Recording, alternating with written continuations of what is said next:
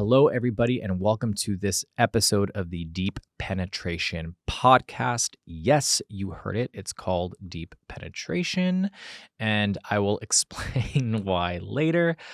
In case you don't know who I am, my name is Danny, and I am a self-esteem and love coach, and I work with the LGBTQ plus community on navigating self-development, understanding self, accepting self, navigating romantic relationships, all of those things. But if you are not part of the community, that is also okay. I think education and knowledge is such a huge integral part of community and building connection and all of those things, right? The best way that we can understand one another is to try and understand one another and put yourself in that person's shoes. And I am sure that you know somebody or are familiar with somebody who is in the community. That being said, the reason why it's called Deep Penetration is one, because I love puns, and number two, because I like to get deeper. I like to get to the root of stuff. I like to try to figure stuff out. I think that is so important when it comes to just really understanding self, navigating relationships, and all that good stuff. So, what are we talking about today? We are talking about, let's talk about commitment, right? And the three things that you are doing right now that are pushing commitment-minded men away. The very first thing, right, that I have come to find is your approach is too casual. Look, we've all been there, right? We have all dated, we have all tried to find that commitment and that long-term relationship, and maybe you have succeeded and maybe you haven't. Maybe you succeeded for a little bit and then it didn't work out. Whatever the case may be, we have all been at that stage or at that place where we just want to approach things casually. We're just looking for fun. We're just looking to hook up. We don't want to take things too seriously. But in the back of our minds, we're always hoping for Prince Charming. We're always hoping for that guy to come and sweep us off of our feet and, show us, prove to us that true love can actually exist. The problem is, if you come across a man who is very commitment oriented and you are in this kind of casual phase, or if you've had really bad experiences in the dating world and it's jaded you a little bit and you just have consciously chosen to approach dating casually so that you don't get hurt, there is already a disconnect between the two of you. Your needs and your expectations are already different at that point. And oftentimes, a guy who is looking for commitment isn't just going to come straight off the bat and say, I'm looking for a commitment. I want to be married within a year and all of those things. Some people might. And, I appreciate individuals who are that confident or are very aware of what it is they need and they want. But the likelihood of finding somebody like that is not super high.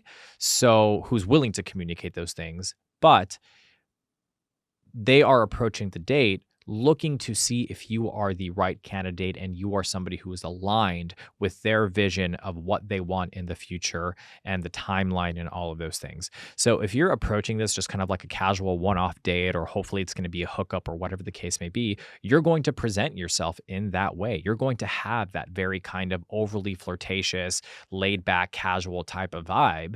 And again, if he's very commitment oriented, he's going to be looking for very specific things. He's going to be looking for somebody who has self-awareness and a consciousness of who they are, what their expectations are, what they're looking for in the future, what they're currently doing to build a better future for themselves and their partner. And a lot of those conversations may come up on that date. And if you're not prepared to answer those things, and then that person automatically is going to be like, yeah, I don't really think that this is a fit. I think the second part too is that we have a tendency of talking about our previous dating experiences and relationships on first dates. I am 100% guilty of that. And the only reason why I'm talking about this is because one situation comes to mind.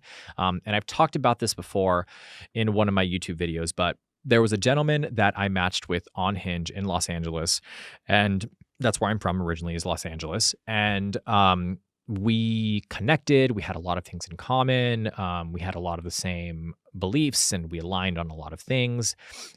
Super attractive guy, really down to earth, super nice, great career. He was a lawyer and, all the things just seemed perfect. So we set up an initial meetup. We go to Century City Mall and we have a tea and a coffee and we sit down and we talk. And I even specifically remember we were sitting down and having a conversation. And as we're sitting down and having a conversation, this random person walked by with his mom and he looked at us and he said, "You guys are the cutest couple." And we both kind of looked at each other and we were like, because it was a first date. But when stuff like that happens, it kind of feels serendipitous and you're just kind of like, oh, is this actually going to turn out to be something? So long story short, he had an event that he had to go to. We ended the date and we agreed on a second date. And I proposed this burger joint that I really liked in Beverly Hills. So we go to the second date, we sit down, we start to have a conversation. And my inquisitive love coach relationship mind wanted to know more about this person and wanted to understand how he navigates relationships and what his views are on relationships. So in my mind, I'm thinking, okay, I'm going to be super vulnerable and open and talk about my previous relationships to try to get this guy to feel like he can talk about his. And what ended up happening is that, I kick myself now because I'm like, God, you were so stupid. But everything happens for a reason. And now, I'm in a committed relationship with a great guy. But at the time, I was like, oh, yeah, this is such a good idea. So love coaches can also make mistakes on dates, guys. This is why we talk about it. We talk about experience and things that we have gone through and in hindsight and what we learned and what we would do differently. But anyways, I digress. So I start talking about my exes. I start talking about my previous relationships and I can tell that he was trying to be like present and attentive and listen and do all those things. And at one point he literally stops and he looks at me and he says, I don't necessarily think that it's such a good idea to be talking about previous relationships on a date. And when I tell you in that moment, I was snapped right back to reality. I was like, oh my God, what did I just do? So I agreed with him and I said, I am so sorry. Being a relationship coach, being a love coach, this is something that I talk about day in and day out with people. And sometimes it's difficult to take that part of myself, or to separate myself from that part of myself, and just be me. I even do that sometimes when I'm recording videos or stuff like that, because there's always this kind of like feeling of you have to present in a particular way, or you have to, show up in a way that other people will agree with or accept, or whatever the case may be, all things that I constantly work through on a daily basis. But at the end of the day, my number one rule of thumb is to be vulnerable, be open, and be authentic. So that's why we are here. So in that moment, I was like, oh my God, I can't believe that I just did this. And I agreed with that and totally shifted the subject, switched the subject, started talking about something else. Needless to say, we never had a third date. And I cannot say that I did not expect that to happen, because in hindsight, hindsight was super quick in that moment, where like literally in that moment, I was like, you're an idiot. But all that to say, if you are showing up to a date and you are talking about your previous relationships and your exes and your experiences and your sexual encounters and this and that and blah, blah, blah, blah, blah, blah, blah, blah, blah, that person doesn't want to visualize you with other people. They're trying to visualize what it would look like for the both of you guys, for us to be in a relationship, for you to be in a relationship, what the future would look like, all of those types of things. So there should obviously be a level of mystery that is involved there. Sure, you can be a little bit candid about things here and there. I think that's obviously flirtatious and cute and attractive, but to be overly communicative and expressive and paint this very vivid visual picture of your previous dating experiences and relationships is a major no-no. Learned that for myself. The third thing here to take into consideration, when it comes to pushing away men who have a committed mindset, is that you have not figured out what it is that you need and you want. Right. And that's okay. There's nothing wrong with that. There's nothing wrong with being unsure of what you want or where you see yourself.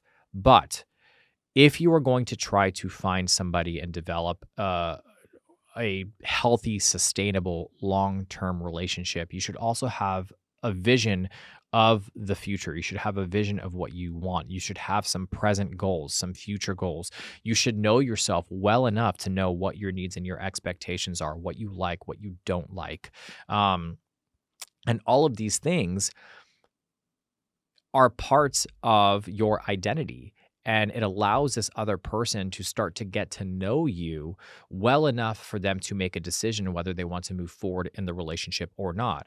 But if you show up and you're just very kind of aloof and not very open about things and not really sure about things, that makes somebody nervous, right? Because they don't know how stable that relationship is going to be. They don't know if there's going to be that sense of comfort and stability and foundation that's necessary to build a long-term relationship. So, if that is a position that you find yourself in right now, take the time, pull back, reflect, spend time with yourself, figure out what your needs and your expectations are, analyze all your previous dates and your relationships and what worked, what didn't work, what you found attractive, what you didn't find attractive, maybe feedback that you got from people on your dates about what they would have wanted. Because, we've all been there before where we think things are going fantastic and all of a sudden that person says it's not working out. And I don't know about you, but again, I'm the very open person who's like, what didn't work for you? Right? Almost like a post interview rejection of like, tell me what I did wrong so I can do better on my next interview.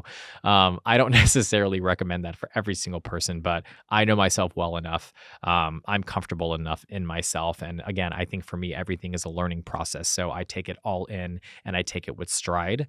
Of course, there are things that make me uncomfortable or I feel rejection and I feel all of those things, but I like to learn from those things as well. So, those are the three things that you are probably currently doing, which is why you're finding it difficult to find a committed, sustainable, long-term, consistent relationship. Now, there are obviously other potential reasons as well. It's not just those three things, but those are the most common things that I find and things that I have done myself too, which is why I am talking about it. Um, if you are currently experiencing this, if you've gone through this, like, let me know. I love to have very open and candid conversations. Leave a comment, send me an email, whatever the case may be. Let's talk about it. If you are struggling in the dating world and you're trying to navigate it and you really want to lock down that partner, I have created an incredible course on dating. It's a dating 101 course. It breaks everything down, understanding your needs, your expectations, exercises, understanding how to utilize dating apps, the algorithms, the tricks, all of that stuff. So if that is something that you are wanting, I would highly recommend clicking on the link that I will provide for you in the details box. And you can also visit my website if you want to look into that even more. If you found this helpful, if you are enjoying the podcast, please make sure you are subscribing. It helps the podcast, it helps the channel, and I am always very deeply appreciative of those things. And honestly, it allows us to continue to have these very open, candid conversations. Again, I hope you guys found this helpful. I hope you're having an amazing day. I hope you're staying happy and healthy. And I will see you guys, or I will talk to you guys in the next episode.